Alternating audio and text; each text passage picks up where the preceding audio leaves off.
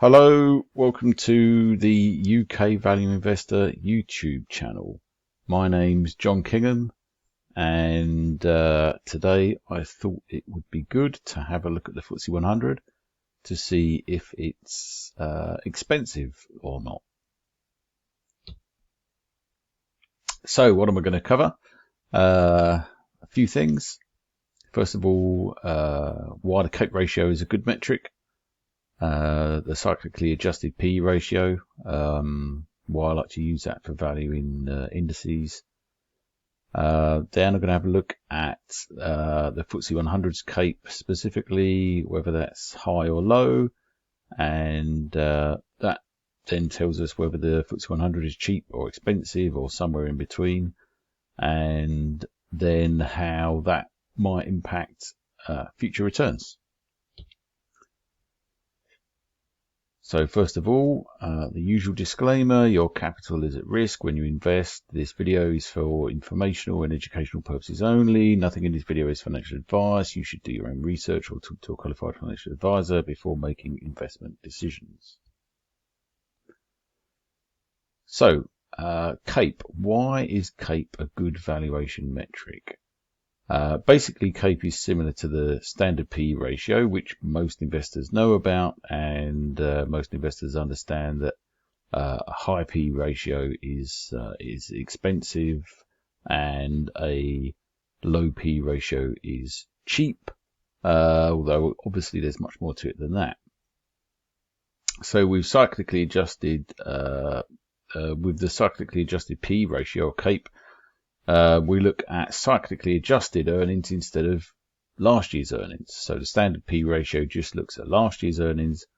The CAPE ratio uses cyclically adjusted earnings, and that just means that we take a 10-year average of a company's or an index's earnings, and they're adjusted for inflation, although that's really a minor point. The main point is that we look at a 10-year average of earnings. And that gives us a much more stable number to compare price to, because earnings in any one year can go up or down, they can be negative, they can be zero, and so they don't necessarily tell us very much about the value of an investment. Not the price, it's value. Whereas by taking a 10-year average, we just get a number that is much more, it reflects the underlying value of whatever the thing is that we're trying to value. So there we go. So and because cyclically adjusted earnings are more stable, they tend to reflect intrinsic or fair value of an investment better than one-year earnings. And so if we compare price against this nice stable average earnings number, then we can much more accurately predict future returns, although that doesn't mean that we can accurately predict future returns, but it's better than the standard PE ratio. So is the FTSE 100's CAPE ratio high or low at the minute? Well, the FTSE 100 CAPE has averaged about 18 over the last 30 years or so, but 30 years isn't that long in the big scheme of things, so I tend to use a more conservative value of 16, which is based partly on the FTSE 100's average over the CAPE's average over the last 30 years, but also on 100 years of S&P 500 CAPE data. So yeah, the FTSE 100 CAPE has ranged from about 10 to 34 over the last 30 years, so that gives you an idea of the kind of values this PE ratio has. And today, the FTSE 100's CAPE is 15.8, which is obviously very close to my estimate of its very long-term average of 16, and it's below the 30-year average of 18. So the implication from that is that the FTSE 100 is probably fairly close to fair value, rather than being extremely expensive or cheap, or even slightly obviously expensive or cheap. It's most likely to be close to fair value. So here's a nice chart from my blog So this shows basically the black squiggly line in the middle is the FTSE 100, and we've got the FTSE 100's price on the left, and we've got years along the bottom. And the rainbow shows you where the FTSE 100 would have been in any given year at a particular CAPE ratio. So the red is high CAPE ratios, the yellow is kind of medium CAPE ratios, and the green is low CAPE ratios.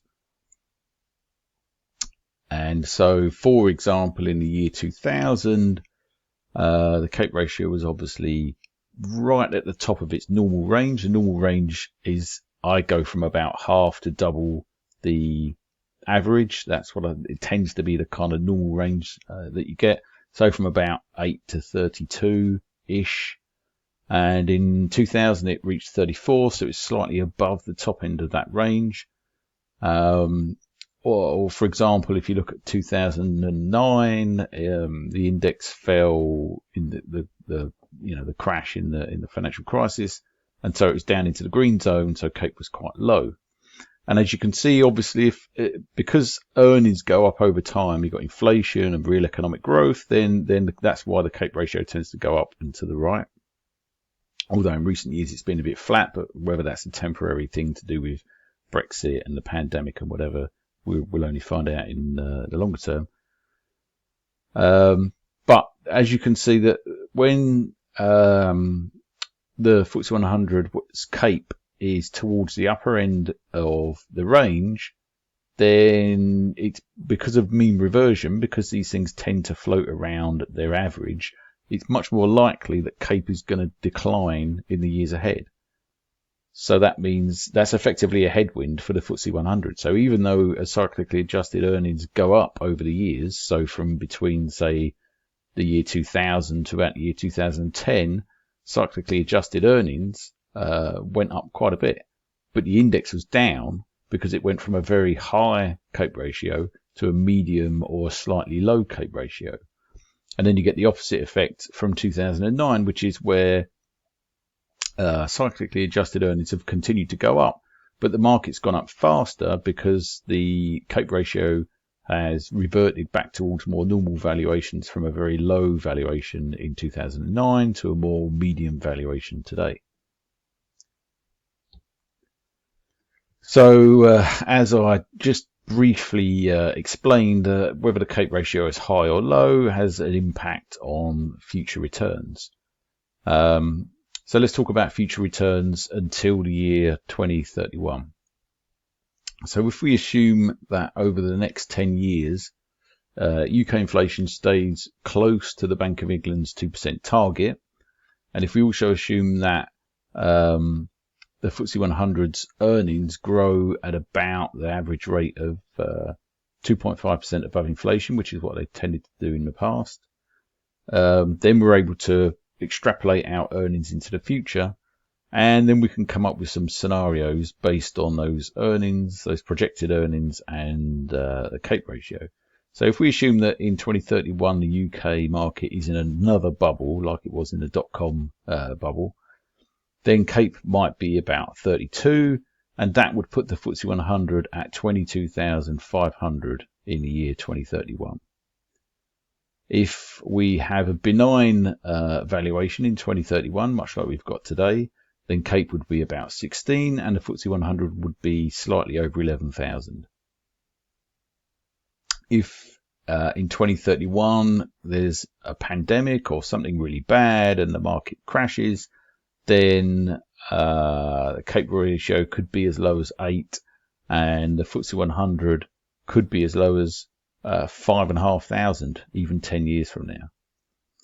So that's kind of the reasonable range that you might expect the FTSE 100 to be in. It might be at a fair value, it might be at really high valuations, it might be at really low valuations, more likely to be somewhere in the middle.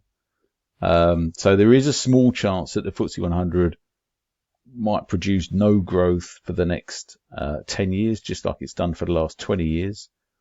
But that's probably quite a small chance now. I think it's much more likely that between now and 2030, the FTSE 100 will probably break through 10,000 at some point, And if the UK becomes a kind of hyper-growth economy post-Brexit, then who knows, we could have a bubble and the FTSE 100 could exceed 20,000 within the next 10 years.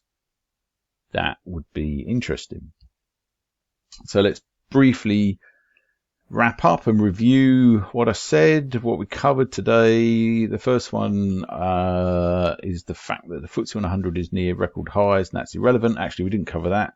I was going to cover that, and I deleted it, so we'll pretend that didn't happen. Number two, that CAPE is a nice stable valuation tool, and historically it's been a pretty good predictor of future returns. So it's a much better valuation tool than the standard P ratio.